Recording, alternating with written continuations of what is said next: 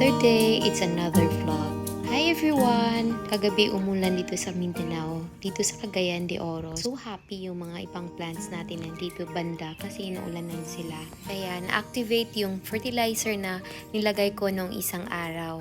So sa mga hindi po nakakita ng vlog ko, pwede ninyo balikan yung ginawa natin ng isang araw. Naglagay tayo ng fertilizer dito sa ating mga halaman. Sa mga nagtatanong ulit kung ano yung fertilizer na gamit ko dito sa aking mga halaman ay Indu fertilizer po sa ngayon. Ang Indu fertilizer po ay organic fertilizer po siya from Indonesia. Pero nabili ko lang siya dito sa Pilipinas. Somewhere in Cotabato, nakita ko lang siya dun sa group page na mga nagko-collect na mga halaman.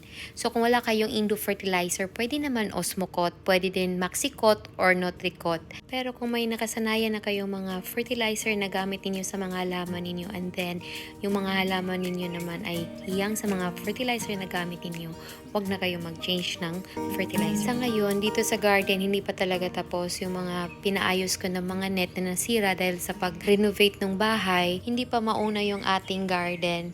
So saka na maggawa sila sa garden natin pag matapos na yung ibang mga ginagawa nila. Kaya hindi pa ako makagawa ng mga vlog about sa parami ng mga aglonimas natin.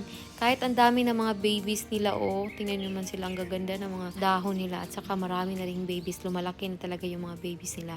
Gusto ko na talaga yan i-propagate, kaso hindi ko pa talaga alam kung saan sila ilalagay dito sa garden. Flex ko muna sa inyo yung ating pink Panama. Napakaganda talaga niya. Ayan, I'm so happy na mayroon na siyang maraming babies.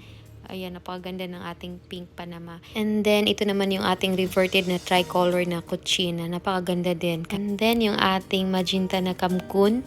At magkatabi sila ng ating Kamkun pink. Napakaganda talaga nila. Lalo na magkatabi yung lahat ng mga Kamkun series. Napakaganda talaga nila. And then, yung ating Kanza na napakaganda din. Kaya kung gusto niyo mga ganitong vlog about sa paghahalaman at saka mga tips kung paano alagaan yung ating mga halaman, please follow for more. Bye!